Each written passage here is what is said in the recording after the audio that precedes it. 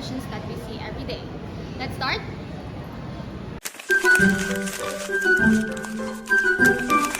A solution is mixture where one substance is dissolved in another, so that the properties are the same throughout. The substance that dissolved is called the solute, and the one that is dissolving is the solvent.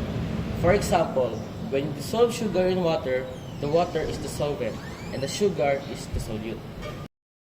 Water is called the universal solvent because it can dissolve many substances. This happens because water is a polar molecule, meaning it has positive and negative side that helps pull solute particles apart. Together, we make a solution. Solutions can be dilute if there's only a little solute, or concentrated if there's a lot. How much solute can dissolve depends on solubility. If a solution still has room to dissolve more solutes, it is called unsaturated. If it cannot dissolve any more solute at a given temperature, it is called saturated.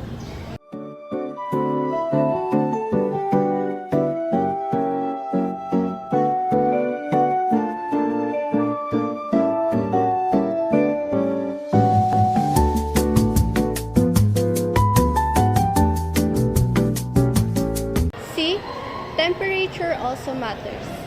Hot water dissolves juice powder faster than cold water. Now, let's talk about acids. Acids usually taste sour like lemon and vinegar. But remember, don't taste random acids. Some are dangerous, like hydrochloric acids. Acids release hydrogen ions H+ in water. They are also detected with indicators like litmus paper. Strong acids like hydrochloric acid can burn skin or corrode metal, while weak acids like citric acid in oranges are safer. Bases usually taste bitter and feel slippery like soap. Bases release hydroxide ions in water, also called hydroxyl ions. That's why soap is great for cleaning. We also use indicators to determine if a solution is an acid or a basis.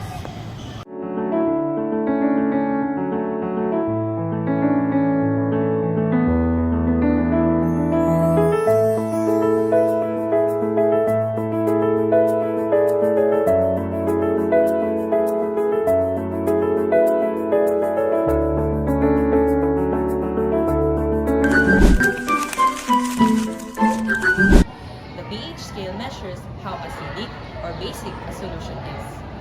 A pH below 7 means acidic.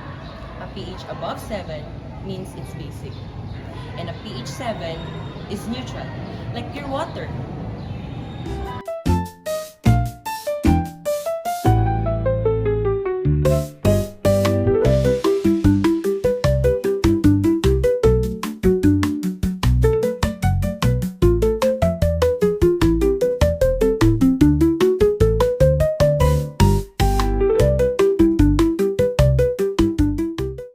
Substances can also form precipitates in some reactions, which are solid particles that appear in the solutions. Another property of acids and bases is that they are electrolytes. They can conduct electricity when dissolved in water. We can test pH using litmus paper, pH paper, or even natural indicators like red cabbage juice. The vinegar changes to a pink or less bright red color. The water being neutral takes the color of the indicator and becomes purple. The baking soda and water solution turns a bluish-green shade. Acids and bases are everywhere. Stomach acid help us digest food, while bases, like antacids, help reduce excess acid. In cleaning, bases like bleach and soap are used, while acids like vinegar are used for removing rust or stains. Even in food, acids give sour flavors, like citric acid in lemonade, while bases, like baking soda, make bread rise. When an acid reacts with a base, They neutralize each other and form salt and water. This process is called neutralization. That's how antacids work in our stomach, like this. When you swallow food, it travels through a tube called the esophagus. The esophagus leads into the stomach through a hole in a sheet of muscle called the diaphragm. There's a round muscle at the bottom of the esophagus that works like a valve. The muscle relaxes when you swallow, allowing food to pass into the stomach. Certain cells in your stomach, called proton pumps, release acid to help digest the food. Reflux doesn't usually cause any harm. But if acid splashes up into the esophagus over and over again for years, the esophagus can be damaged. There are several reasons this might happen.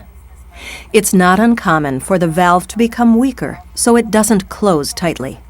That allows acid and partially digested food to come up into the esophagus. Sometimes the diaphragm weakens around the esophagus, allowing the hole to become larger. This hole is called the hiatus. So now you know solutions, acids, bases, and the pH scales are not just in textbooks. They're in our daily lives. Woo!